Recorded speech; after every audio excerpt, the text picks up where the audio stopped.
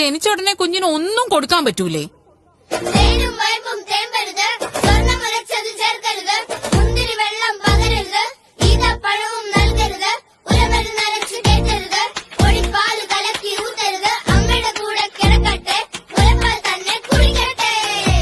എണ്ണ തേക്കാവോ?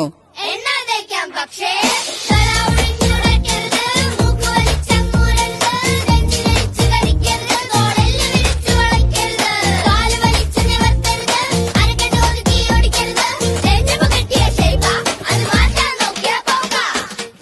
മൂന്നാല് മാസായ കുറുക്കൊക്കെ തുടങ്ങാം.